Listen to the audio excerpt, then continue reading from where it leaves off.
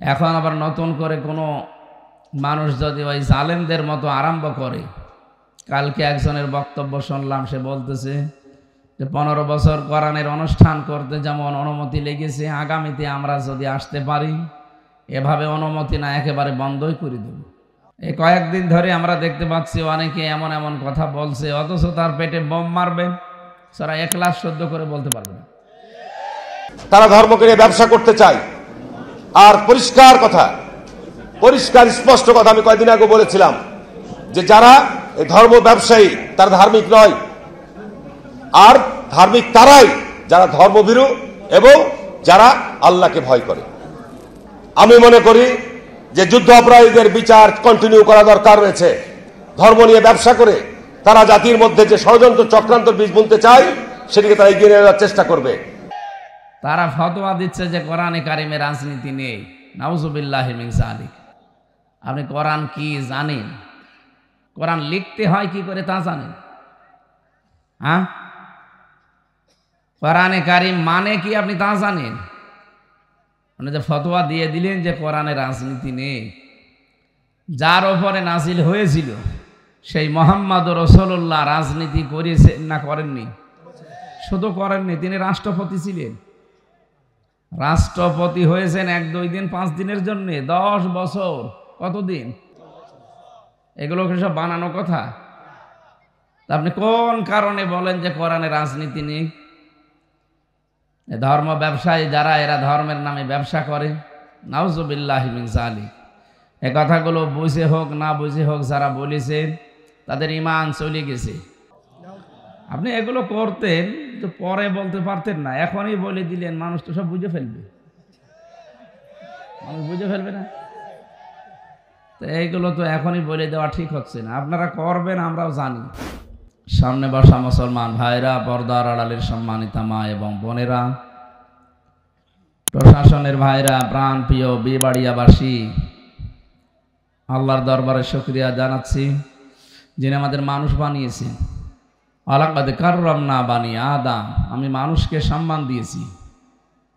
অথচ এই মানুষের সম্মান নিয়ে সিনিমিনি খেলা হচ্ছিল, এখনো পর্যন্ত হচ্ছে। মানুষের সম্মান অনেক বেশি। আল্লাহ নিজে বলেন আমি সম্মান দিয়েছি। ওয়ালাকাদ কাররামনা মিন বানি মুসলিমিন দেয়নি, যে মুসলিম সন্তানদেরকে শুধু আমি সম্মান দিয়েছি না, বানি আদম, আদম সন্তান, এটা যে ধর্মেই পালন করুক না কেন, আদম সন্তান যারা তাদের সম্মান আল্লাহ নিজে দিয়েছেন। এই জন্য মানুষের সম্মান যেন নষ্ট না হয়। এ দেশে বিভিন্ন ধর্মের মানুষ আছে আমরা জানি, কিন্তু মানুষ সব আদম সন্তান। ধর্ম যার যার সে পালন করতে পারে। তো মানুষের সম্মান নিয়ে যেন আগামীতে আর কেউ সিনিমিনি খেলতে না পারে, সেই বিষয়ে আমরা সতর্ক আছি এবং থাকবো ইনশাআল্লাহ। যে আল্লাহ আমাদেরকে সত্যি আদম সন্তান বানালেন অন্য কোনো সৃষ্টির ভেতরে না দিয়ে, 18,000-এর বেশি মাখলুকাত আছে দুনিয়ায়, আল্লাহ আমাদের মানুষ বানিয়েছেন, বলেন আলহামদুলিল্লাহ। দরুদ আর সালাম পড়ছি মুহাম্মদুর রাসূলুল্লাহ সাল্লাল্লাহু আলাইহি ওয়াসাল্লামের প্রতি। এই পৃথিবীতে আল্লাহ রাব্বুল আলামিন যাকে পাঠিয়েছিলেন আদর্শ নেতা হিসাবে, তিনি এখন আর নেই। তিনি বিদায় নেওয়ার পরে কিয়ামত পর্যন্ত নেতৃত্ব দিতে পারবে কারা? কোরআনে কারিমে কয়েকটা গুণের কথা বলা আছে যে এরা নেতৃত্ব দিতে পারবে। 1 নম্বরে নেতা হওয়ার জন্য শর্ত হচ্ছে আপনাকে জ্ঞানী হওয়া লাগবে। কোন জ্ঞান? আল্লাহ যে জ্ঞান পাঠিয়েছেন ওই জ্ঞানে জ্ঞানী হওয়া লাগবে, তার মানে কোরআনে কারিম। এই বিষয়ে জ্ঞান না থাকার কারণে আজ অনেক মানুষ ভুলভাল বকতেছে। ওয়ালা তাকফু মা লাইসা লাকা বিহি ইলমুন, আল্লাহ বলেন যে বিষয় জানো না মুখ খুলবা না। আর বাংলাদেশে এই রোগটা বেশি, যেটা জানে না ওইটার বিষয়ে কথা বেশি বলে। এই কয়েকদিন ধরে আমরা দেখতে পাচ্ছি অনেকে এমন এমন কথা বলছে, অথচ তার পেটে বোম মারবেন সারা ইখলাস সহ্য করে বলতে পারবে না। তারা ফতোয়া দিচ্ছে যে কোরআনে কারিমে রাজনীতি নেই। নাউজুবিল্লাহি মিন যালিক। আপনি কোরআন কি জানেন? কোরআন লিখতে হয় কি করে তা জানেন? হ্যাঁ, কোরআনে কারিম মানে কি আপনি তা জানেন? মানে যে ফতোয়া দিয়ে দিলেন যে কোরআনে রাজনীতি নেই, যার ওপরে নাজিল হয়েছিল সেই মুহাম্মদ রাসূলুল্লাহ রাজনীতি করেছেন না করেননি? শুধু করেননি, তিনি রাষ্ট্রপতি ছিলেন। রাষ্ট্রপতি হয়েছেন 1-2 দিন 5 দিনের জন্য, 10 বছর কতদিন? এগুলো কি সব বানানো কথা? আপনি কোন কারণে বলেন যে কোরআনে রাজনীতি নেই? ধর্ম ব্যবসায়ী যারা, এরা ধর্মের নামে ব্যবসা করে, নাউজুবিল্লাহি মিন যালিক। এ কথাগুলো বুঝে হোক না বুঝে হোক যারা বলেছে তাদের ঈমান চলে গেছে। কারণ আপনি সরাসরি হাত দিয়েছেন নবীর ওয়ারিসদের গায়ে। আলেম ওলামা শুধু আলেম ওলামা নয়, এরা সরাসরি নবীর উত্তরাধিকারী। আল ওলামা ওয়ারাসাতুল আম্বিয়া। সুতরাং এ বিষয়ে আমাদের সতর্ক থাকা দরকার। যারা এগুলো করছে নিজের দুনিয়া আখিরাত সব নষ্ট করে ফেলছে। হাজারো মানুষের ভেতরে প্রতিক্রিয়া দেখা দিচ্ছে, আপনার প্রতি খারাপ ধারণা করছে মানুষ যে এটা মানুষ নাকি অন্য কিছু। আপনাদের জেলাতে একজনের নাম আমরা সারা বাংলাদেশে শুনতাম, শুধু আলেমদের বিরুদ্ধে যাবার কারণে, মুক্তাদির নাকি যেন নাম, মানে আলেম বিরোধী ছিলেন। এক শ্রেণীর আলেমদেরকে ইনি বিরোধিতা করতেন। এ কারণে সারা দেশের ভেতরে যেভাবেই হোক তার নাম প্রচার হয়ে গেছে যে লোকটা আলেম বিদ্বেষী। এখন আবার নতুন করে কোনো মানুষ যদি ওই জালেমদের মতো আরম্ভ করে, কালকে একজনের বক্তব্য শুনলাম, সে বলতেছে যে 15 বছর কোরআনের অনুষ্ঠান করতে যেমন অনুমতি লেগেছে, আগামীতে আমরা যদি আসতে পারি এভাবে অনুমতি না একেবারে বন্ধই করে দেব। আপনি এগুলো করতেন তো পরে বলতে পারতেন না, এখনই বলে দিলেন, মানুষ তো সব বুঝে ফেলবে। মানুষ বুঝে ফেলবে না তো এইগুলো তো এখনই বলে দেওয়া ঠিক হচ্ছে না। আপনারা করবেন আমরাও জানি, তো এগুলো পরে, এখনই বলার দরকার নেই, আগে অন্তত বসে নেই।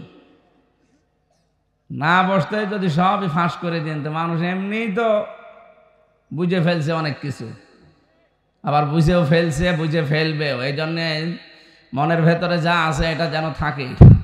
আর আমরা তো দেখতে পাচ্ছি এই মজলুম সংগঠন, ওইটা শহীদ প্রেসিডেন্ট জিয়াউর রহমানের হাতে গড়া, তিল তিল করে বাংলাদেশ স্বাধীন হওয়ার প্রায় 6-7 বছর পরে এ দলের জন্ম। এই দলের জন্ম 78 সালে না? 71 সালে স্বাধীন হলে 78 কয় বছর হয়? 6 বছর। কত? 72, 73, 74, 75, 76, 77, 78, 6-7 বছর পরে এই জন্ম। এবং এই মানুষগুলো এখন যদি নতুন করে কোনো কথা তোলে কারো বিরুদ্ধে, এই যে চেতনার কথা বলে বলেই তো এই 15.5 বছরে এই জালেমারা শেষ করে দিয়েছে দেশটা। নতুন করে কোনো চেতনা এই দেশে কিন্তু আর চলবে না। এখানে চেতনার কথা বাদ দিন। যেই শব্দ দিয়ে আপনি ঘায়েল করতে চান ওই শব্দটাই বিস্ফোরক হয়ে চেয়ার থেকে নামিয়ে দিয়েছে আপনাকে। রাজাকার শব্দ বলেছিলেন না? কালকে যে জন্ম নিয়েছে সেও বলছে আমিও রাজাকার। এই জন্য আগামীতে এরকম কোনো শব্দ আপনি চেতনাধারী হবেন না, কারণ এটা মানুষ বিশ্বাস করে যে আপনার এই চেতনায় কাজ হবে না। হাসিনার এই চেতনা যেহেতু আর খায়নি মানুষ, আর সামনে খাবেও না, যে মানুষগুলো এরকম আবল তাবল কথা বলছেন আপনারা থামবেন। সবাই এখন জানাচ্ছে যে আপনারা দলের ক্ষতি করার জন্য উঠে পড়ে লেগেছেন। যেই কয়টা কথা বলছে দেখেন সবগুলো বাইরে থেকে এসেছে, একটাও এই মানুষগুলো খোদ ওই দলের সেই বীজ থেকে, চারা থেকে আসে নাই। এই পাশের জেলা কিশোরগঞ্জ না? এই কিশোরগঞ্জ জেলার ফজলুর রহমান একজন আছে, ছাত্রলীগের সভাপতি ছিল। সে লোকটা এখন ওখান থেকে তওবা মওবা করে ফিরে এসে দলে যোগ দিয়ে ওই বড় মনে হচ্ছে ওই সব হয়ে গেছে। আপনার এত বেশি চেতনা কোথায় ছিলেন 17 বছর? আপনি কি করেছেন বলেন? আপনার কি আছে অবদান? এবং যে সমস্ত জায়গাতে মানুষ ইসলাম প্রিয়, বিশেষ করে বাংলাদেশের সাতক্ষীরা, চাঁপাইনবাবগঞ্জ, চট্টগ্রাম, এই জায়গাগুলোতে, চট্টগ্রামের পরে কক্সবাজার, এই জায়গাগুলোতে একচেটিয়া মানুষ ইসলাম ইসলাম আর ইসলাম ছাড়া কিচ্ছু চায় না। সে যে ইসলামই হোক, ইসলাম চায় তারা। এখানে আপনি অন্য কিছু খাওয়াতে পারবেন না। এখন বাংলাদেশে বহু জেলা আমি পেয়েছি, প্রায় 32টার উপরে, তো যারা ইসলাম ছাড়া অন্য কিছু সেখানে চাই না। জোর করে কিছু দিতে গেলে উগরিয়ে ফেলে দেবে। এখানে আপনি খাওয়াবেন কি করে? আর যে জোয়ার উঠেছে আমরা দেখতে পাচ্ছি কোরআনের আয়াত অনুযায়ী, ইদা জা নাসরুল্লাহি ওয়াল ফাত ওয়া রাআইতান নাসা ইয়াদখুলুনা ফি দীনিল্লাহি আফওয়াজা। হে নবী, যখন আল্লাহর সাহায্য আসবে তখন আপনি বিজয় দেখতে পাবেন। আর বিজয় দেখতে পাওয়ার পরেই কয়েকটা জিনিস সামনে আপনার ভেসে উঠবে। তার এক নম্বরে আপনি দেখতে পাবেন অরাআইতান নাসা ইয়াদখুলুনা ফি দীনিল্লাহি আফওয়াজা, দলে দলে পালে পালে মানুষ ইসলামে প্রবেশ করছে। আপনি আগস্ট মাসের 5 তারিখের আগ পর্যন্ত এই দেশের জরিপ দেখেন। যারা জরিপ ছাপায় তারা তো আর আন্দাজে কিছু করেনি, অন্তত হালকা পাতলা কিছু পেয়েছি। এই যে বিশ্বের 257টা রাষ্ট্র নিয়ে জরিপ বের হচ্ছে, মাইক্রোসফট, ভয়েস অফ আমেরিকা, আন্তর্জাতিক অনেক সংস্থা যারা চেষ্টা চালিয়ে এগুলো বের করে। জানুয়ারি মাসের 1 তারিখে দেখবেন এগুলো সব ফ্ল্যাশ হয়। কি পান? সারা দুনিয়ার 257টা রাষ্ট্রের সবচাইতে সাম্প্রদায়িক সম্প্রীতি নিয়ে বসবাস করে বাংলাদেশের মানুষ। অথচ আমাদের পাশের দাদা বাবুরা সারা জীবন ছড়িয়েছে যে এই দেশে নাকি সংখ্যালঘু নির্যাতন হয়। কি সারা দুনিয়ার মোড়লদেরকে কথা শোনাতো না যে দেশে সংখ্যালঘু নির্যাতন হয়? অথচ রিপোর্ট দিচ্ছে খ্রিস্টানরা, ইহুদিরা, যে না, তামাম দুনিয়ায় সবচাইতে বেশি নিরাপদে আছে বাংলাদেশে অমুসলিমরা। শুধু এতটুকুই শেষ করেনি, তারা রিপোর্ট দিয়েছে তামাম দুনিয়ার 257টা রাষ্ট্রের সবচাইতে বেশি মিথ্যা তথ্য পরিবেশন করা হয় ভারতে। তামাম দুনিয়া যখন চিনে ফেলেছে, আশপাশের কোন রাষ্ট্রের সাথে তাদের সম্পর্ক ভালো না। ভারত আমাদের শত্রু নয়, ভারত আমাদের শত্রু নয়, হিন্দুরা আমাদের শত্রু না। শত্রু হচ্ছে উগ্রপন্থী কিছু আছে, জঙ্গি হিন্দু, এরা। এগুলো মানুষ নামে কলঙ্ক, যারা আল্লাহর ঘর একটার পর একটা ভেঙে দেয়। পৃথিবীর কোন ধর্মে আছে যে উপাসনালয় সব ভেঙে দেওয়া লাগবে? কোন ধর্মে আছে? আর আপনারা যতগুলো আল্লাহর ঘর ভেঙে ফেললেন, আপনাদের পূর্বপুরুষরা এই পৃথিবীতে আল্লাহর ঘরে হাত দিয়ে কাসফিম মাকুল হয়ে গেছে। আব্রাহা, কথা বলেন না কেন? বাবরি মসজিদ থেকে শুরু করে গতকালকে একটা মসজিদ ভেঙেছেন ভারতে। কি ধোয়া তুললেন যে এখানে 500 বছর আগে মন্দির ছিল। দুনিয়ার মানুষ মাটির নিচে তেল পায়, গ্যাস পায়, সোনা পায়, আর শয়তানরা শুধু মন্দির পায়। খালি মন্দির পায় বলে 500 বছর আগে, 1000 বছর আগে এখানে রাম মন্দির ছিল, এখানে ওই মন্দির ছিল। কেন আর দেশে জায়গা নেই? শুধু মসজিদের নিচে মন্দির পাওয়া লাগবে? আমাদের ধর্মে বাড়াবাড়ি নেই, জোর জবরদস্তি নেই, এই জন্য আমরা কিছু বলি না। তার মানে এই নয় যে আমরা কিছু বলতে পারি না। কথা বলে না কেন? শুধু একটু বয়কটের দাগ দিয়েছে, ওরা ভাই না বাবা ডাকা আরম্ভ করেছে। কারণ ওরা জানে যে আমাদের সবচাইতে বড় ব্যবসার জায়গা এই বাংলাদেশ। এতদিন মেয়ে ছিল, সম্পর্ক ছিল, মেয়ে নেই, এখন সম্পর্ক নেই। এখন আবার চেষ্টা চালাচ্ছে অন্য লাইনে। না, সফল হতে পারবেন না। আর যারা ওদের ফাঁদে পা দিয়ে এই দেশের মানুষের ভেতরে বিভ্রান্তি সৃষ্টি করতে চান, ডিভাইডেড করতে চান, আপনি কিন্তু ওই জালেমার মতোই ধরা খাবেন আবার। কারণ এই দেশের মানুষ এখন আর আগস্টের 5 তারিখের আগে নেই। 5 তারিখ চলে গেছে, এটা জানুয়ারি মাসের 10 তারিখ। কথা বলো না কেন? August, September, October, November, December, January, কতদিন হয়ে গেল? মানুষ কি আর সে 5 তারিখের আগে আছে? এই জন্য নতুন করে আবার যদি এই উগ্রপন্থী হিন্দুদের পাঁদে পা দিয়ে কেউ এই দেশে নতুন কিছু করতে চান, আপনি সফল হতে পারবেন না। কারণ তরুণ প্রজন্ম ওটা মানবে না। আমার ভাইরা, আমরা যে কথা বলার জন্য পর্যন্ত আসলাম, নেতৃত্ব যারা দিতে চাইবে তাদেরকে প্রথম নাম্বারের কোয়ালিটি অর্জন করতে হবে, তারা জ্ঞানী হবে। আর জ্ঞান যত আল্লাহ সবে কোরআনে কারিমের ভেতরে রেখে দিয়েছেন। আর রহমানু আল্লামাল কোরআন খলাকাল ইনসানা আল্লামাহুল বায়ান। আল্লাহ বলেন, আমি যে রহমান, আমার সব চাইতে বড় দয়ার প্রমাণ, আমি তোমাদেরকে কোরআন শিখিয়েছি। এই কোরআনে কারিমের জ্ঞান আমি যাদেরকে দিয়েছি, এটা সব চাইতে বড় দয়ার প্রমাণ। এই জন্য কোরআন যারা পেয়েছে এই মানুষগুলো যেন খুশি হয়। قل بفضل الله وبرحمته فبذلك فليفرحوا هو خير مما يجمعون। হে নবী, আপনি বলুন, তাম দুনিয়া চাপে আনন্দে আছে, আমি আল্লাহর কাছে কিন্তু কোরআন শ্রেষ্ঠ। সুতরাং যারা কোরআন পাবে তারা যেন আনন্দে থাকে, তারা যেন খুশি হয়। এই বাংলাদেশে আমরা কোরআনে কারিম পেয়েছে কারা? প্রশ্ন আসতে পারে, যারা পড়তে পারে তারা না। ভালো করে খেয়াল করে কথাগুলো মিলাবেন। আল্লাযীনা আতাইনাহুমুল কিতাবা ইয়াতলুনাহু হাক্কা তিলাওয়াতি। রব্বুল আলামিন বলেন, যাদেরকে আমি কিতাব দিয়েছি, তার মানে কোরআনে কারিম দিয়েছি।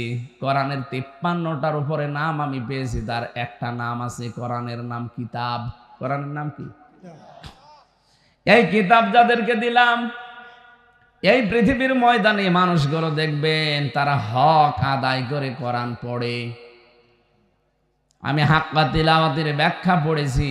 কোন মানুষ যদি হক আদায় করে কোরআন পড়তে চায়, মাস্ট বি, এই জীবনে তাকে 4টা বিষয় মানা লাগবে।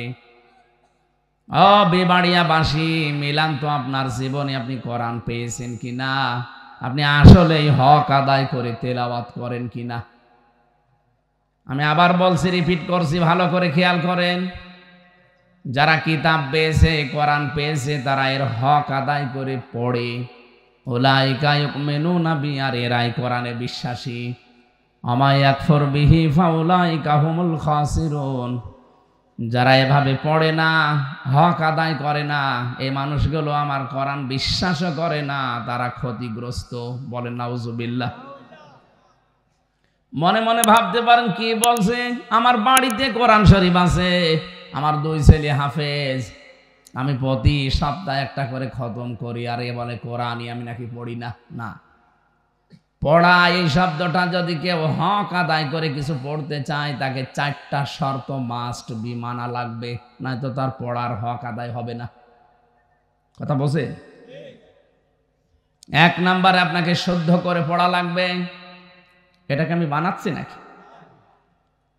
আরাতিলিল কোরআনা তারতিলা। রব্বুল আলামিন বলেন, আমার কোরআন যদি পড়েন, হে নবী, আপনি সহি শুদ্ধ করে তার তিলের সাথে পড়বেন, থেমে থেমে স্পষ্টভাবে। তাহলে কোরআন শরীফ স্পষ্টভাবে থেমে থেমে তার তিলের সাথে পড়া এর হক। এ কথা বলছে কে? আপনি আন্দাজে পড়তে গেলে অর্থ পাল্টিয়ে ফেলবেন। যেখানে যে অক্ষর যেভাবে উচ্চারণ করা দরকার, যদি ওটা উচ্চারণও সমস্যা হয়, দেখবেন অর্থ আকাশ পাতাল পাল্টিয়ে গেছে। যে কিছুক্ষণ আগে পড়লাম না, ইদা জা নাসরুল্লাহি ওয়াল ফাত, এখানে নুন সাদ র নাসর আছে, নাসর মানে সাহায্য।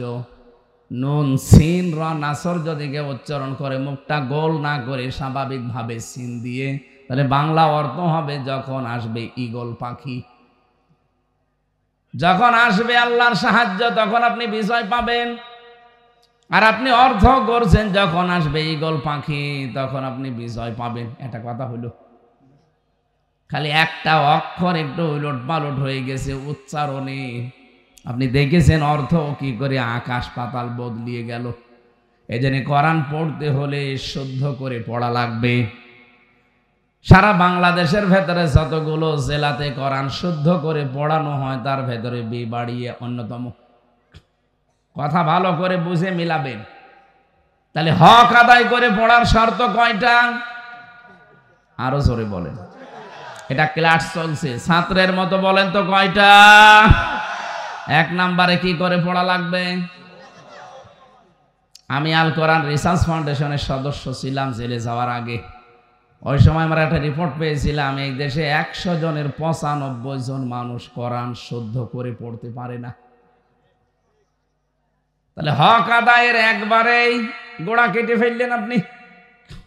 দ্বিতীয়টাই চাই, কেউ যদি কোরআন শুদ্ধ করে পড়ে, তার দ্বিতীয় হক হচ্ছে শুধু পড়লে হবে না, এটাকে বুঝতে হবে।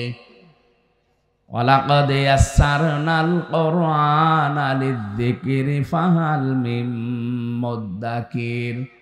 চার জায়গায় আটটা এক সূরার ভেতরে আল্লাহ দিয়েছেন। রব্বুল আলামিন বলেন, আমি এই কোরআনে কারিমকে সহজ করে দিয়েছি বোঝার জন্যে, এরপরেও কি কেউ আসো এখান থেকে শিক্ষা নেওয়ার মতো? আল্লাহ আফসোস করছেন।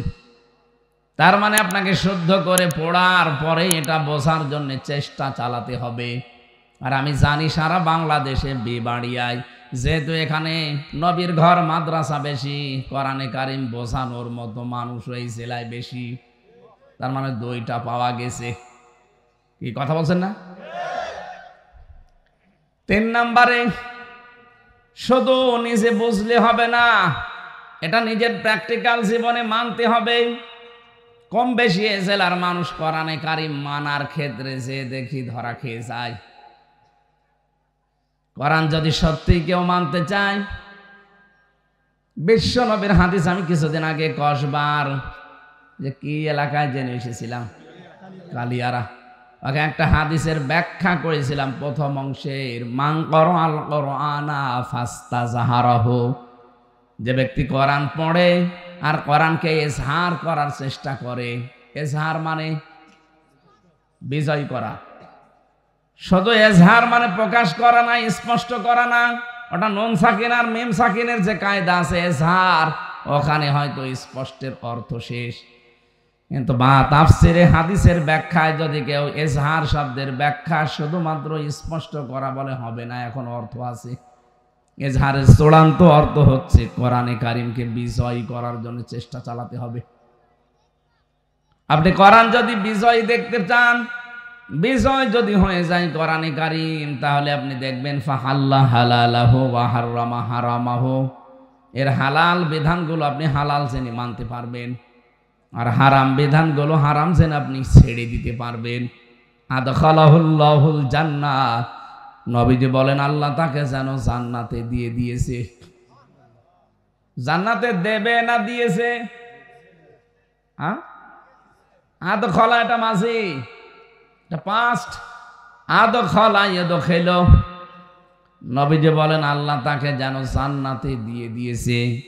তার মানে কোরআনে কারিম যতদিন বিজয় না হবে, ততদিন আপনি হালালকে হালাল জেনেও মানতে পারবেন না, হারামকে হারাম জানার পরও আপনি ছেড়ে দিতে পারবেন না, বাধ্য হবেন হারাম কাজ করতে।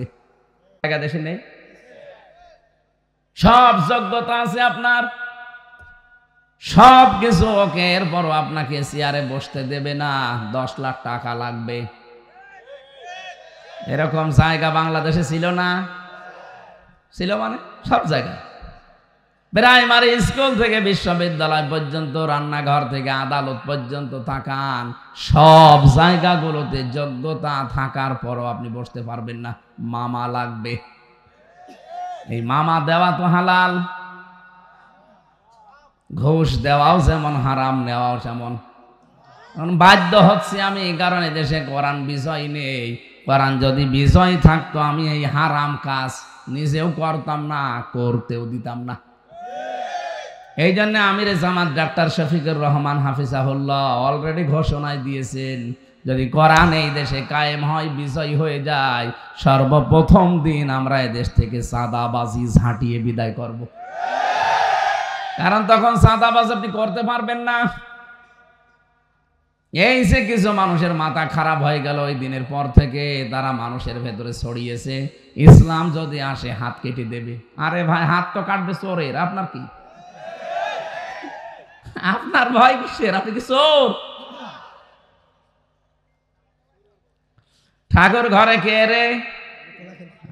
আপনার এরকম হয়ে যাচ্ছে না? অনেকে বলেছিলেন যে আপনার ধরে ধরে হাত কেটে দেব, বলেছিলেন তো চুরি যে করবে তার হাত কাটা যাবে, আপনার ভয় নেই। আপনি ভয় পান কোন কারণে? তার মানে আপনার চরিত্র এরকমই, এই জন্য আপনার এত ভয় লাগে। আপনার ভয় লাগুক আর সাহস লাগুক, কোনো কিছু করার নেই। ইসলাম এদেশে আসলে প্রথম দিন এদেশ থেকে চাঁদাবাজি বন্ধ হবেই। কোন মহারথী ঠেকাতে পারবে না, সে যেই হোক। এখন আপনি চেষ্টা করেন কি করে ইসলাম ঠেকিয়ে রাখা যায়, না তো আপনার আবার সমস্যা হবে। কোরআনে কারীম যদি আপনি হক আদায় করে পড়তে যান আর যদি সত্যি বলেন যে আমি এতে বিশ্বাস করি, 3 নম্বরে আপনাকে এটা কিন্তু মানা লাগবে। খালি শুদ্ধ করে পড়া না, শুধু শুদ্ধ করে পড়ে শেষ করা না, শুধু বুঝে শেষ করা না, এটাকে মানতে হবে। আর যখনই আপনি পূর্ণাঙ্গ জীবন এটা মানতে যাবেন, আল্লামা শফি সাহেবের মতো আপনার নামও পাল্টিয়ে যেতে পারে। তার নামই পাল্টিয়ে দিয়েছে জালেমরা, তেতুল হুজুর দিয়েছে। অনেকে তেতুল হুজুর, এটা মুরব্বী মানুষ, হাজার হাজার আলেমের উস্তাদ, আর তার নামটাই পাল্টিয়ে দিয়ে দিল। এখন ওনারে আর আল্লামা আহমেদ শফি অনেকে চেনে না, তেতুল হুজুর বললে চেনে। কেন? যতদিনই কোরআন শুদ্ধ করে পড়েছে সারা জীবন, একটা শত্রু সারা বাংলাদেশে ওনার ছিল না, ওনার কেউ চিনতও না। যতদিন নিজে শুদ্ধ করে বুঝেছে, কেউ শত্রু ছিল না। যেই বলেছে না আমি এটা মানতে চাই, সারা দেশে আমি এটা মানতে চাই, তখনই ওনার নামে উল্টা পাল্টা। আমার মনে হয় আর কিছুদিন বেঁচে থাকলে ওনার রাজাকারের মামলাও খাওয়া লাগতো। আমার নামে যদি ওই মামলা দেওয়ার প্রস্তুতি নিতে পারে, ওনারই তো দিত 1 আর 2। আমি একবারে চট্টগ্রামের ফটিকছড়িতে অনুষ্ঠান ছিল, কুষ্টিয়া থেকে আসতেছি, ওই জেলে যাওয়ার আগে আমার মনে হয় অলরেডি আমি ফেনী তখন পার হয়ে গেছি। ওসি সাহেব কোথা থেকে নাম্বার জোগাড় করে কল দিয়েছে, হ্যালো হুজুর আপনি কোথায়? আমি এই তো ফেনী পার হচ্ছি, আপনি আসবেন না কেন? সকালে 4 জন মানুষ এসেছিল আমার থানায়, বিশাল বিশাল পাগড়ি মাথায় দিয়ে, সবুজ পাগড়ি। তার মানে আল্লাহর ওলি বোঝা যাচ্ছে, সিন্নি খাওয়া ফাটি। এই 4 জন এসে আমার কাছে লিখিত অভিযোগ দিয়ে গেল, আপনি নাকি রাজাকার, চিহ্নিত রাজাকার কুষ্টিয়ার। আপনি রাজাকার হয়ে এলাকায় আসবেন, আমি ওসি হতে থাকতে আপনাকে আমি আসতে দেব না, দয়া করে আপনি আসবেন না। আমি বললাম স্যার আপনি আমার চেনেন? না, কারণ আমি তো আর ওই আপনাদের ধর্মের লোক না, আমি একটা হিন্দু মানুষ। আপনার আমি এমনি নাম শুনেছি, কিন্তু এভাবে আমি দেখি মেখি নাই। তা আপনি রাজাকার বলে গেল আর আপনি লিখে তো দরখাস্ত নিয়ে নিলেন। আমার বয়স এখন 33, ওই সময় ছিল 30। 33 বছর বয়স আমার। আমার বাবা ওই সময় হয়েছে কিনা আল্লাহ জানে। উনি হেসে ফেলেছে, বছর হুজুর কি বলেন? যারা দিয়ে গেল ওরা তো মনে হচ্ছে স্বর্গ থেকে এসেছে। এত সুন্দর চেহারা, এত বড় বড় দাড়ি, আর পাগড়ি মাথায় দিয়ে আছে, সবুজ পাগড়ি। আমি তখনই বুঝেছি যে আল্লাহর ওলিরাই হবে। সবুজ পাগড়ি যখন বলেছে, ওই নজিবুল বশর মজ ভণ্ডরের দলের লোক। ওই শয়তান শুনলাম মরে গেছে, মরে গেছে। হ্যাঁ আলহামদুলিল্লাহ, মরে গেছে আলহামদুলিল্লাহ, আরো আগে মরার দরকার ছিল। এই শয়তান আর এই কুমিল্লার এলাকায়, চাঁদপুরের এলাকার একজন রেজাউল হক চাঁদপুরি, মাঝ ভান্ডারী, এই 2 শয়তান মিলে কোরআনের পাখি শহীদ আল্লামা দেলাওয়ার হোসাইন সাইদি রহমতুল্লাহ আলাই তার নামে মামলা দিয়েছিল। তারা নাকি ধর্মীয় অনুভূতিতে আঘাত দিয়েছে। সারা জীবন যে লোকটা ধর্ম প্রচার করে গেল, সে নাকি ধর্মীয় অনুভূতিতে আঘাত দিয়েছে, আর ওরা ধর্মের 12টা বাজাচ্ছে। এ বাংলাদেশের সবচাইতে ধর্মের 12টা বাজিয়েছে এই সুন্নি নামে কলঙ্ক কিছু মানুষ। কিসের সুন্নি? আপনি আপনার নামে লিখবেন আপনি বেদাতি। যত বেদাত সব ওদের ভেতরে পাবেন। ইয়ালি বাবা, কেল্লা বাবা, ফতে বাবা, এটা কি সুন্নাহ না বেদাত? সব নতুন করে বানিয়েছে। এদের সাথে কেউ মিলে জিকির করবেন না। কারণ আল্লাহর নামের পাশাপাশি অন্য কাউকে কেউ যদি ডাকে তার ডবল শাস্তি হবে। সূরা ফুরকানের ভেতরে আছে 68 নাম্বার আয়াত, ওয়াল্লাযীনা লা ইয়াদউনা মা'আল্লাহি ইলাহান আখার। রহমানের বান্দা যারা, তাদের এই গুণটা থাকবে যে তারা আল্লাহকে ডাকবে কিন্তু অন্য কাউকে তার সাথে ডাকবে না। অথচ তাহেরি সাহেবরা আপনি দেখেন আল্লাহর নাম কিছুক্ষণ ডাকার পরে ইয়ালি বাবা, কেল্লা বাবা, ফতে বাবা, কোথায় পেলেন ভণ্ডামি? আমি নামটা ধরলাম শুধু বোঝার জন্য। বলেন আপনি কোথায় পেয়েছেন যেখানে আল্লাহর সাথে অন্য কাউকে ডাকা জায়েজ নেই? আর আপনি নতুন নতুন করে আর একটা নাম পাল্টিয়ে ওইটাও জিকির বানিয়ে চালিয়ে দেন। এই জন্যই তো বলছি এই জেলায় আলেমরা করে কি সমস্যাও আছে, কারণ এই জেলায় তো আল্লাহর ওলি ছিল। আলেম যেখানে বেশি, জালেমও সেখানে বেশি। হ্যাঁ, বন্ধ মানে একেবারে হারাম করে দেওয়া দরকার, কারণ জাহান্নামে নিয়ে যাচ্ছে মানুষকে। যেখানে আসবে এই বেদাতিরা সুন্নি নাম নিয়েছে চুরি করি, কিসের আহলে সুন্নাত ওয়াল জামাত? ওরা যদি আহলে সুন্নাত ওয়াল জামাত হয়তো আমরা কি ঘোড়ার ঘাস কাটছি? বাটপার ওগুলো, ওদের মিল মোহাব্বত সব ওই জালেমদের সাথে। ভিডিও বের হয় দেখেন না, জালেমের প্রশংসা করছে বসে বসে। সারাটা জীবন যে লোকটা হাসিনার 5 গোলামি করে গেল সে নাকি তাদের বন্ধু। এই জন্যই তো মুনাফিকের শাস্তিটা যে বেশি হবে এমনি না, এই কারণে বেশি হবে। এরা এই দলও আছে, আবার ইসলাম যদি আসে দেখবেন ওরা আবার ওই দলও আছে। না, প্রচার যখন প্রকাশ যখন হয়ে গেছে ওই শয়তানরা যেন আর আসতে না পারে। ইসলামের এত ক্ষতি এই দেশে কাফেরদের দ্বারা হয়নি, ওই শয়তানদের দ্বারা যা হয়েছে। নতুন নতুন ইসলাম বানিয়ে মানুষদেরকে জাহান্নামের দিকে ঠেলে নিয়ে চলে যাচ্ছিল। এখন অন্তত অনেকে চেষ্টা করছে, না এ তো ইসলাম না, আল্লাহর নাম আমি ডাকবো, সেখানে এ কিসের নাম শিখায়? সোহেল চৌধুরী নায়ক ছিল, নাম শুনেছেন? তাকে মেরে ফেলেছিল যে লোকটা আমার সাথে ছিল জেলখানায়, 25 বছর জেল খাটতেছে, মামুন। এ কিছুদিন আগে বের হয়েছে। দেখতাম আমরা রাত 2:30-3টায় উঠি তাহাজ্জুদ পড়ার জন্য, আর ও ওঠে জিকির করার জন্য। তাও সে জিকির জাত মতো জিকির তো হলে হয়, উঠে এসে জিকির শুরু করে, ইয়া রাসূলুল্লাহ, ইয়া রাসূলুল্লাহ। কি গো? একদিন মাওলানা মামুনুল হক আর আমি ডাক দিলাম, ভাই এদিকে আসেন। কি করেন আপনি? বলছে জিকির করি। কিসের জিকির? রসুলের এশকে। রসুলের এশকে জিকির করেন আপনি? কিসের এশক আপনার? আর ইয়া রাসূলুল্লাহ বলে কোনো জিকির আছে? না, সবুজ পাগড়ি মাথায় দেওয়া একজন এসেছিল জেলখানায়, সেই লোকটার সাথে আমি ছিলাম। সে আল্লাহর ওলি আমারে শিখিয়েছে যে ইয়া রাসূলুল্লাহ, ইয়া রাসূলুল্লাহ জিকির করলে তাড়াতাড়ি জেল থেকে বের হওয়া যায়। ওরে শয়তান, এ তো জিকির না, এ তো ফিকির, এর একটা ধান্দা। আমরা না, যে শিখিয়েছে সেও হয়তো জানে না, আর আপনি যা শিখেছেন আপনি না জেনে শিখেছেন। এটা জিকির না। আপনি যদি জিকির শিখতেই চান, একটা ইবাদত এটা। জিকির কিন্তু খেলাচোরা জিনিস না। জিকির কি? আর ওই শয়তানরা নাচানাচি করে জিকিরটার 12টা বাজিয়ে দিয়েছে। জিকির একটা ইবাদত। বলেন তো, একটা ইবাদত যদি হয় তার নির্ধারিত একটা সিস্টেম থাকবে না? নামাজ যেমন একটা ইবাদত, নামাজ আন্দাজে যেরকম পড়লে হবে, তার একটা সিস্টেম নেই। নামাজের আগে 13টা ফরজ আছে। কয়টা? নামাজের ভেতরে বাইরে মিলে 13টা ফরজ। 13টা ফরজের 1 নাম্বার ফরজ আছে শরীর পাক, কাপড় পাক। এগুলো আছে না? শরীর পাক বলতে আমরা কি বুঝি? শরীর মানে শুধু স্বাধীন বডি, এটা নাই গোসল করলে, ওযু করলে সাবান সোডা দিয়ে আপনি পরিষ্কার করে ফেললেন, পাক পবিত্র হয়ে গেল। কিন্তু শরীর তো শুধু এতটুকু না। আমার পরিবার একটা শরীর, আমার সমাজ একটা শরীর, এই বিশ্বটা একটা শরীর। এই জন্য নবীজি জানিয়েছেন তামাম দুনিয়ার মুসলমানেরা সব একটা শরীরের মতো। কোন জায়গায় যদি একটু কষ্ট হয়, সারা দুনিয়ার মানুষ যেন টের পায় যে হ্যাঁ অমুক জায়গায় আঘাত লেগেছে। আমার চোখে ব্যথা হলে পুরা শরীর কাটায় না? পুরা শরীর টের পেয়ে যায় না যে না অমুক জায়গায় ব্যথা?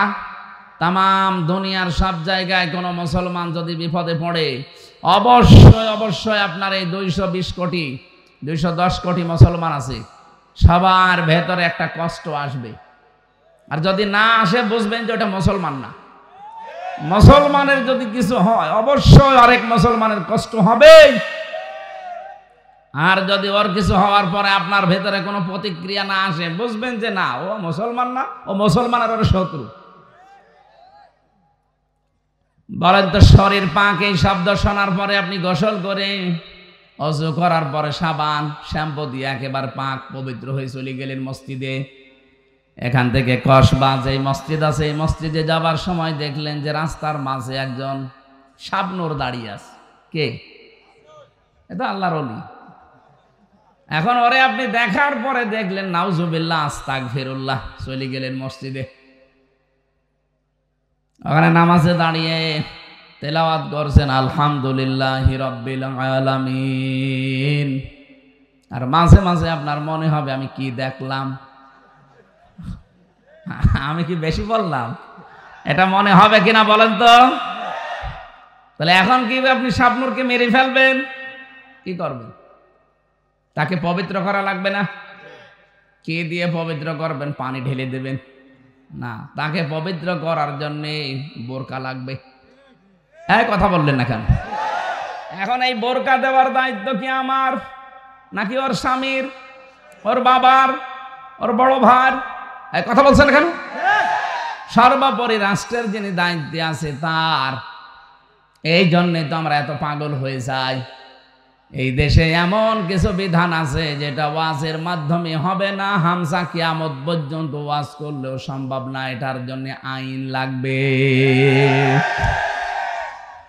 এই দেশের 300 এমপির ভেতরে 151 জন এমপি যদি মুফতি আমিনের মতো হয়ে যায়, 300 এমপির ভেতরে 151 জন এমপি যদি এই যে আমাদের জামাতের আমির ডাক্তার শফিকুর রহমানের মতো হয়ে যায়, যারা কোরআনে কারিম বুকের ভেতরে নিয়ে সংসদে ঢুকবে, প্রথম দিনই যদি আইন পাশ করতে পারে যে মাননীয় স্পিকার আমরা পর্দার আইন চাই, হেজাব ছাড়া কেউ বাইরে যেতে পারবে না, উনি যদি বলে কারা কারা চান হাত তোলেন, 151 জন যদি হাত তোলে, বলবে হ্যাঁ জয়যুক্ত হয়েছে, হ্যাঁ জয়যুক্ত হয়েছে, এটা আজকে থেকে পাশ হয়ে গেল, কালকে থেকে কোনো সকিনারে আর বেপরদায় পাওয়া যাবে না।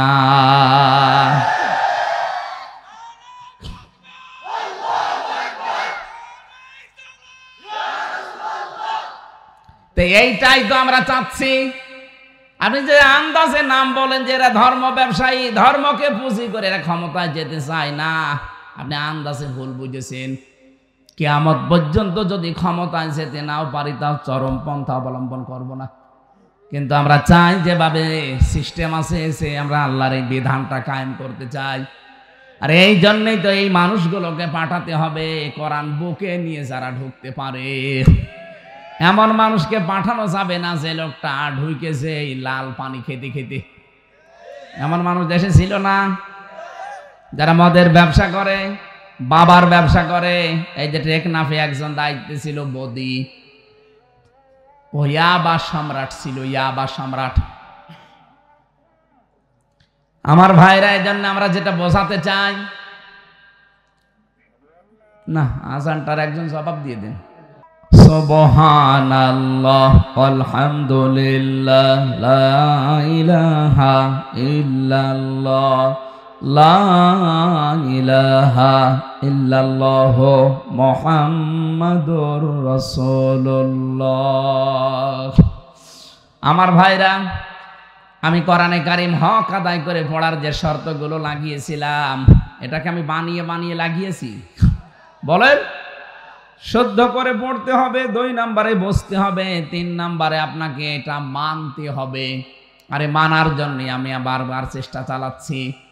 এই দেশে যারা একামতে দিনের দায়িত্ব পালন করে মন থেকে, আমি আবার বলছি, যারা মন থেকে একামতে দিনের দায়িত্ব পালন করে লোক দেখানোর জন্য না, আপনি দেখবেন এই মানুষগুলো এইটাই চায় যে আমি কি করে কোরআনের বিধান মানতে পারি। এমন একটা পরিবার, এমন একটা সমাজ, এমন একটা রাষ্ট্র আমরা তৈরি করতে চাই যেখানে কোরআনের বিধান মানা যায়।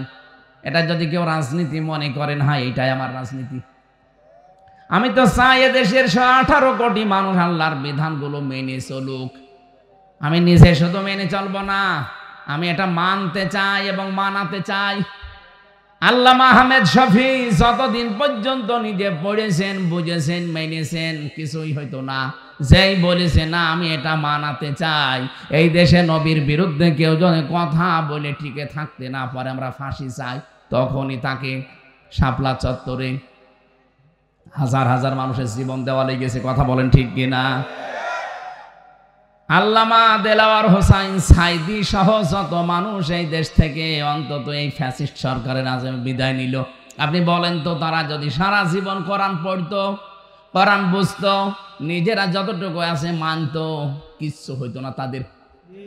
বলেন, যেই বলেছে না আমি মানতে চাই, শুধু আমি মানাতে চাই এই দেশের মানুষকে, তখনই তারা 13 বছর আটক করে রেখেছে। আমারও প্রথম দিন অফার দিয়েছিল, যেই দিন ধরে ওই দিনের পরের দিনে রিমান্ড দিয়েছে। রিমান্ডে আমারে বলেছে দেখেন যা যা বলতে বলি এইগুলো বলবেন, আর আমরা যেগুলো বলি এইগুলো বাইরে যেয়ে বলবেন, আপনাকে কালকে ছেড়ে দেব না। এত 5-8 গোলাম এখনো আমি হয়নি, আপনি যা যা শিখিয়ে দেবেন এইগুলো সব দেশের বিরুদ্ধে, আকিস গ্রুপের বিরুদ্ধে, জামাত ইসলামের বিরুদ্ধে। কোন কারণে আমি বলতে যাব? যদি না বলেন তাহলে আপনার বউ তুলে নিয়ে আনবো। এত নিচে নেমেছিল এই শয়তান, না এই মানুষ মানবরূপী শয়তানগুলো এত নিচে নেমেছিল। আমার ভাইরা, এই জন্য এই জেলায় যারা আলেম আছেন মনে করছেন আমি এত সুন্দর করে কোরআন শরীফ পড়ি আমার হক আদায় হয় না, না হয় না। আপনাকে শুদ্ধ করে তো পড়া লাগবে। আপনি একটা মানলেন, 2 নাম্বার আপনাকে বুঝতে হবে, আপনি বোঝেন ও কম বেশি। 3 নাম্বার আপনাকে মানতে হবে, আপনি মানতে পারছেন। আপনি পরিবারে কোরআন মানেন, সমাজে মানেন, আপনি কি অর্থনীতিতে কোরআন মানতে পারছেন? সেখানে তো ব্যাংকিং ব্যবস্থা এমন তৈরি করা আছে যা সুদ দিয়ে চলে। এটা আপনার ওয়াজে বন্ধ হবে না, এটা বন্ধ হওয়ার জন্য আইন তৈরি করা লাগবে। অর্থনীতি ইসলামে নেই, এক কথা বলেন না কেন? এটা একটা ইবাদত, অনেকে জানেই না। এর ভেতরে যে কতগুলো নিয়ম নীতি আছে ব্যবসা করার জন্য, নবীজি নিজে যেহেতু ব্যবসা করেছেন, এই যে মুদারাবা বলা হয়, মুদারাবার কি কনসেপ্ট কি? একজন টাকা দেবে আর একজন শ্রম দেবে। খাদিজাতুল কুবরা রাদিয়াল্লাহু তাআলা আনহা তিনি অর্থ দিয়েছিলেন, মুহাম্মাদুর রাসূলুল্লাহ শ্রম দিয়েছিল। এইটাই তো মুদারাবা বলে। কোন ব্যাংকে এই ব্যবসা এভাবে করে আপনি বলেন? যদি করে কোনো ব্যাংক, আপনি তার সাথে কারবার করবেন। আর এটা করার জন্যে শুধু ওয়াজ করলে হয় না, এটার জন্য আইন পাশ করা লাগে। সুদ ভিত্তিক অর্থনীতিগুলো চলছে, ব্যাংকিং ব্যবস্থা চলছে। আপনি যদি সেখানে যে আয়াত পড়ে বলেন সুবহানাল্লাহ সুবহানাল্লাহ, হবে? নবীজি নিজে 13 বছর মক্কায় নামাজ পড়েছিলেন। কত বছর? 13টা বছর। বলেন তো কাবা শরীফে ওই সময় 360টা মূর্তি ছিল না? মনে যে 313টা, 360টা মূর্তির সামনে নিয়ে 13টা বছর উনি মক্কায় থাকতে নামাজ পড়লেন। ওনার নামাজ হওয়ার কথা? কি মনে হয় আপনার নামাজ হওয়ার কথা? মূর্তির সামনে নিয়ে নামাজ হয়? তাহলে ওনার নামাজ হলো কি করে? নামাজ হয়েছিল এই কারণে, কারণ উনি বাধ্য, মূর্তি সরানোর ক্ষমতা ওনার ছিল। ওই নবী মদিনায় যে রাষ্ট্র ক্ষমতা হাতে পেয়ে যখন মক্কা বিজয় করলেন, তখন একটা একটা করে মূর্তিগুলো সব ভেঙ্গে ভেতর থেকে ফেলে পুরা পরিষ্কার করলেন। এবার নামাজ পড়েছিলেন না পড়েন নাই? এই দেশে যতদিন যাকাত ভিত্তিক অর্থনীতি রাষ্ট্রীয়ভাবে কায়েম না হয়, ততদিন আপনি নির্দ্বিধায় ইসলামী ব্যাংকে কারবার করবেন, কারণ তার একটা শরিয়া বোর্ড আছে। এখন যদি মনে করেন না সোনালী, রূপালী, চৈতালি, ইসলামী সবই সমান, কে বলেছে আপনি সমান? এরা তো পারছে না, তাই বাধ্য হয়ে আপনাকে এই কাজ করাচ্ছে। আর ওরা তো একেবারে সরাসরি করছে। ইসলাম এসে গেলে ওইগুলো যদিও থাকবে না, সবগুলো পরিবর্তন হয়ে ইসলামী ব্যাংকের এই আদলে চলবে। সেখানে মোশারাকা থাকবে, মুদারাবা থাকবে, মোরাবাহা থাকবে, বায়ে সালাম থাকবে, বায়ে ইস্তেসনা থাকবে, বায়ে মুআজ্জাল থাকবে, বায়ে ওয়াহিদা, এরকম 28টা নিয়ম আছে। এগুলো সবগুলো তখন রাষ্ট্রীয়ভাবে পালন করা আপনার জন্য আইন করে দেওয়া হবে। মানবেন না? মানে নামাজের বিলটা যদি ওই সময় আনা হয়, যাকাতের বিলটা যদি আনা হয়, এদেশে যত সুদ ভিত্তিক অর্থনীতি আছে, ব্যাংকিং ব্যবস্থা আছে, সবগুলো তখন বন্ধ হয়ে যাবে। তার মানে নবীজি যখন ক্ষমতা পেয়েছিলেন তখন যেমন সব ভেঙ্গে ভেঙ্গে চোরমার করে পরিষ্কার করে করে নামাজ পড়েছিলেন, ওই রকম অবস্থা হবে। আমরা তো ওইটা চাচ্ছি ভাই। তাছাড়া একেবারে 50 বছর ক্ষমতায় বসে থাকবো না কখনো। এইরকম মন যদি কারো থাকে তার ইমানের সমস্যা আছে। যদি কারো ভেতরে এই লালসা থাকে যে আমি ক্ষমতায় বসে 50 বছর থাকবো, তার ইমানের সমস্যা আছে। আপনার এইটা থাকা লাগবে যে আমি এই বিধানগুলো কায়েম করার মাধ্যমে 18 কোটি মানুষকে আমি সুদ থেকে, মায়ের সাথে জেনা করা থেকে বাঁচাবো। এই যে এলাকায় টাকা ছেড়ে রাখে, 1000 টাকা ছেড়ে রাখে, মাসে মাসে 200 টাকা করে বেশি পায় না? এলাকা এখন শুরু হয়নি। এটা যে মায়ের সাথে একেবারে প্রকাশ্যে জেনা করার গুনাহ হয় আপনি জানেন, অথচ এলাকায় বহু মানুষ বলছেন করেন। যারা যারা করেন বলেন তো, আপনি মায়ের সাথে কেবল জেনা করে আসলেন, আপনি নামাজ পড়বেন, ভন্ডামিন একটা, আপনার নামাজ হয়? তাও যাত্রার সাথে হলে হয়, নিজের গর্ভধারী মায়ের সাথে জেনা করবেন আর নামাজ পড়বেন, রোজা রাখবেন, আর আপনার নামাজ কবুল হয়ে যাবে। আল্লাহ কি পাগল হয়ে গেছে? এইটা তুলে দেওয়া লাগবে না? এটা কি ওয়াজে বন্ধ হবে? কারা কারা এগুলো ছেড়ে দেবেন? নিজের আসল টাকা বাদ দিয়ে লাভ ছেড়ে দেবেন, হাত তোলেন তো। কয় টাকা ছেড়ে রেখেছো? এদিকে আসো। এই দাঁড়িয়ালা, কয় টাকা ছেড়েছে? না না, বুঝেছেন। আমার মনে হচ্ছে এলাকায় এই ব্যবসাটা চলছে। এমনকি এই যে জমি জায়গা দিয়ে যে সমস্যাটা আছে এই দেশে, বহু জায়গায় আমরা দেখি 1 বিঘা জমি আমি ভাইয়ের কাছে নিলাম, ওনারে 1 লাখ টাকা দিলাম, যতদিন জমি করে খাবো ততদিন টাকা ফেরত দেওয়া লাগবে না। কি এটার নাম কি? কর্তন। এটা কি আপনার আছে? হ্যাঁ, ঠিক আছে। এটা কিন্তু মায়ের সাথে জেনা করার গুনাহ হচ্ছে আপনার। যেই করেছেন এটাকে বন্ধ করা লাগবে। হ্যাঁ, সিস্টেম আছে, ওই 2টা পালন করলে এটা আপনি বাঁচতে পারবেন। যতদিন আপনি ওই জমি করে খাবেন, 2 বছর 5 বছর 10 বছর, ততদিন সরকারের খাজনা আপনি দেবেন। 2 নম্বরে যখন উনি ওই টাকা আমার কাছ থেকে ফেরত নেবে, জমি ফেরত দেওয়ার পর যদি 1 লাখ টাকা নেয়, 8-10 হাজার টাকা কম নেওয়া লাগবে। কথা বুঝেছেন? তা আমি জানি আপনি করবেন না, কারণ লস হয়ে যাবে। আরে ভাই, লাভ লসের মালিক কি আপনি বলেন তো? 1 লাখ গরু বিক্রি না করে বাজার থেকে চলে আসতেছে, এসার পরে ডাকাতি ধরিস, এই গরু বিক্রি করনি? বলছে বাবাজি দাম পাইনি এই জন্য বিক্রি করিনি। বলছে তো দাঁত মুখ খুলে ফেলবো, দাম পাওয়া দরকার কি? টাকা তো আমরা নেব, যা হয়েছে তাই বিক্রি করবি, টাকাকে তুই বাড়ি নিয়ে যাবে, টাকা তো নেবো আমরা, আমরা বসে আছি। লাভ লসের মালিক কে আপনি? কে বলেন?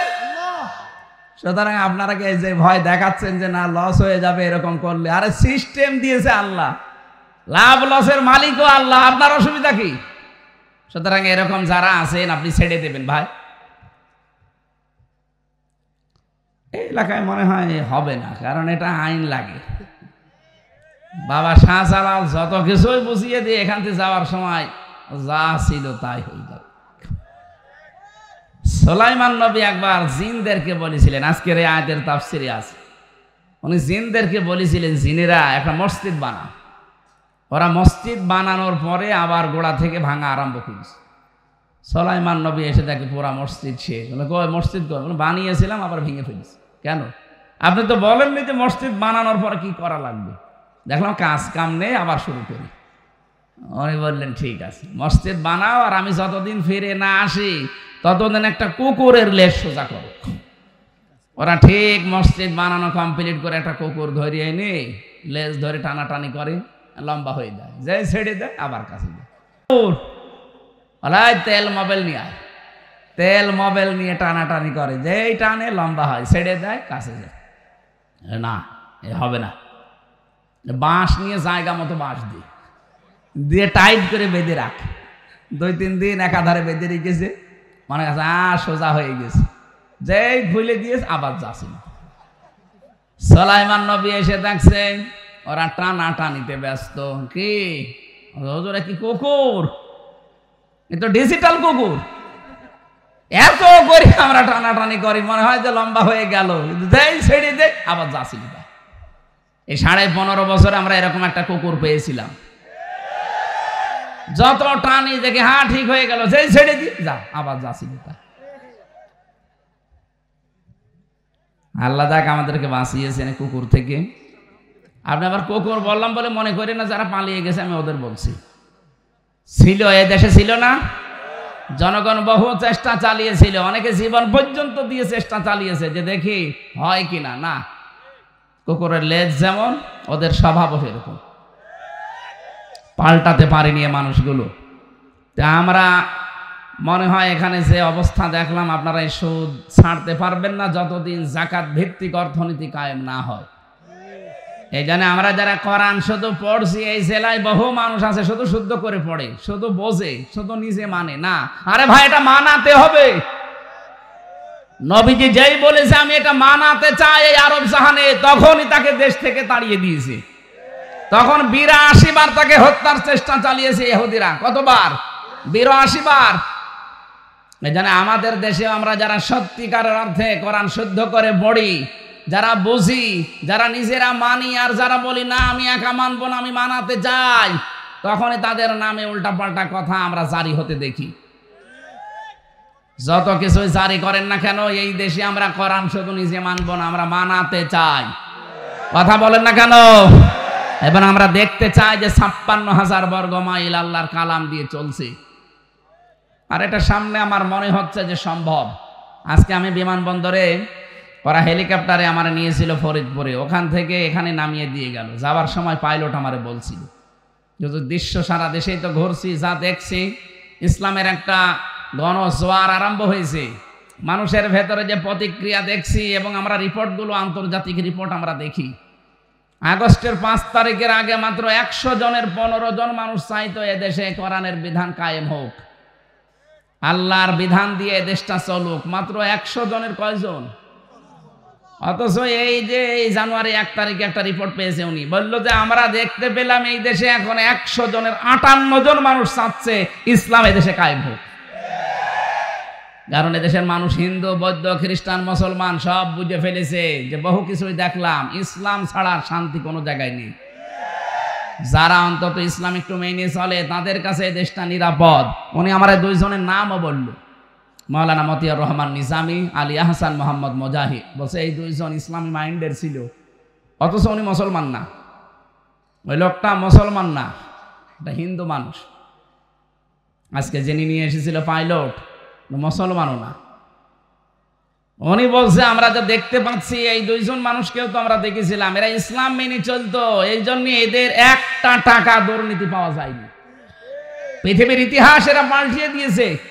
কি গো, এত বড় মন্ত্রী, কৃষি মন্ত্রীর দায়িত্বে ছিল, শিল্প মন্ত্রীর দায়িত্বে ছিল, সমাজ কল্যাণ মন্ত্রীর দায়িত্বে ছিল।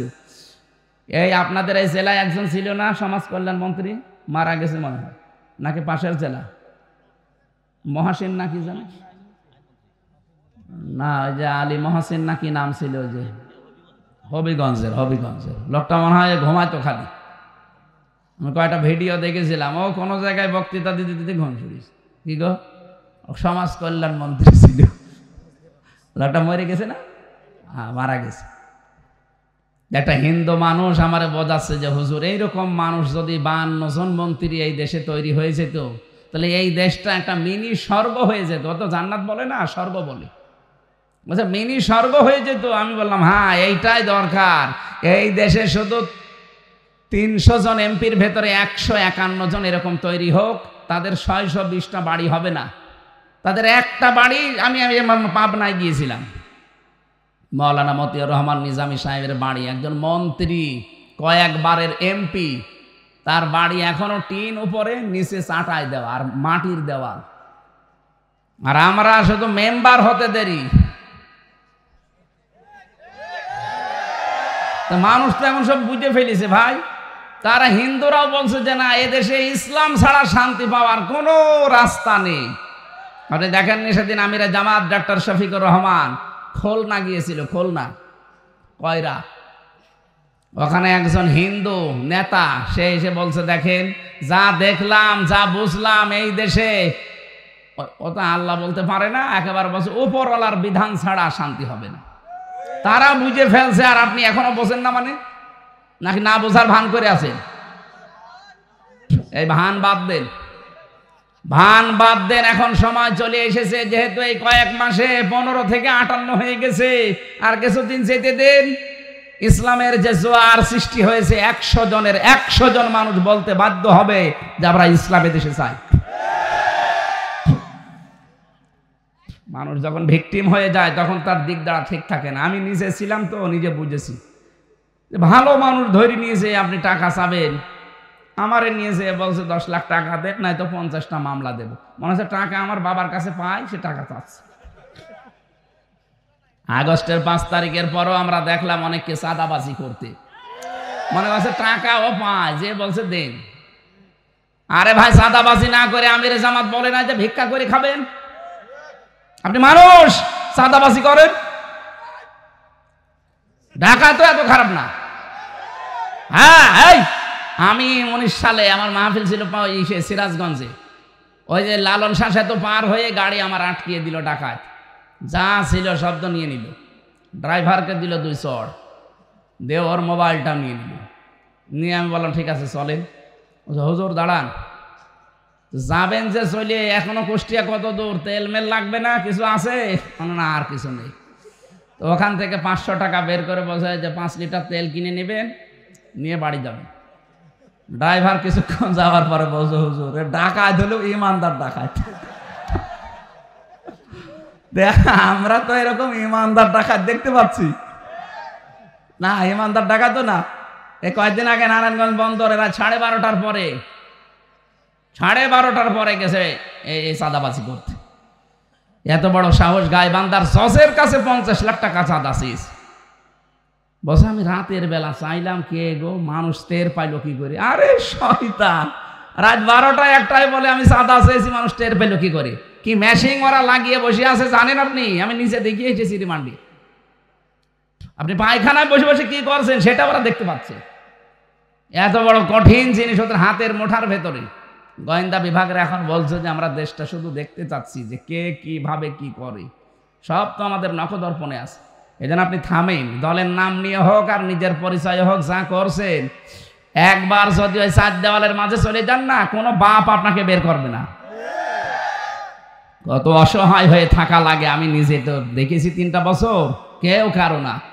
এই জন্য উল্টাপাল্টা কাজ করেন না, দরকার হয় ভিক্ষা করে খান, নিজের রক্ত দরকার হয় বিক্রি করে খান, তারপরেও এই চাঁদাবাজি করা যাবে না, মানুষকে ঠকানো যাবে না। আল্লাহ আমাদেরকে তৌফিক দিন মেনে চলার, বলেন আমিন। সূরা নমলের যে 15 নম্বর 16 নম্বর আয়াত পড়েছিলাম, আজকের আমার আলোচনার বিষয় ছিল জ্ঞান। এটা একটা দামি জিনিস। আমি মাওলানা নাজিম সাহেবকে বলে যাব, যিনি ওই বিষয়ের উপর যেন উনি আলোচনার টাচ দেয়। যদি ওনার এই আয়াতগুলো পড়তে পারে, দেখবেন এখানে অনেকগুলো শিক্ষা বের হবে। আজকের মাহফিলটা তো ওই পুলিশ ভাই, কি জানো নাম ওনার, হ্যাঁ, মাহফুজ ভাই, উনি তো জোর করে নিয়ে এসেছে। আমার মাহফিলটা দেবিদ্বারে, ওইটা 1 বছর আগে নেওয়া, জেল থেকে বের হওয়ার পর। এটাও নিয়েছিলাম, কিন্তু এই যে সাংগঠনিক মাধ্যমে ছাড়া যায় না তো এখন, এই জন্যে এলোমেলো হয়ে গেছে। আগামীতে আমরা একটা করে মাহফিল নেব, এক এক জেলায়, সর্বোচ্চ ওই মাথায় একটা, এই মাথায় একটা, এইভাবে। আর মাঝখানে সর্বোচ্চ এক জেলায় 2-3টা দিলে পুরা জেলা কভার হয়ে যাবে। সারা দেশে যাওয়া লাগে, এই জন্য আমরাও আর দিয়ে পারছি না। আজকে আর 4-5 মিনিট আছে, আপনারা নামাজ পড়ে এখানে মোল্লা নাজিমকে তুলে দেবেন। আল্লাহুম্মা আমিন। আল্লাহুম্মা গফিরলি ওয়ারহামনি ওয়াহদিনি ওয়াফিনি ওয়ারযুকনি ইয়া রাব্বাল আলামিন। রব্বিরহামহুমা কামা রাব্বায়ানি সাগীরা। সারাটা জীবন অপরাধ করে জীবনটা নষ্ট করে ফেলেছি। আল্লাহ আমাদের অপরাধের দিকে তাকিও না, তোমার রহমতের দিকে তাকাও, জিন্দেগির গুনাহগুলো মাফ করে দাও। তোমার বান্দা মাহফুজ এলাকার মানুষকে সাথে নিয়ে বিশাল জান্নাতের বাগানটা সাজিয়েছে আল্লাহ।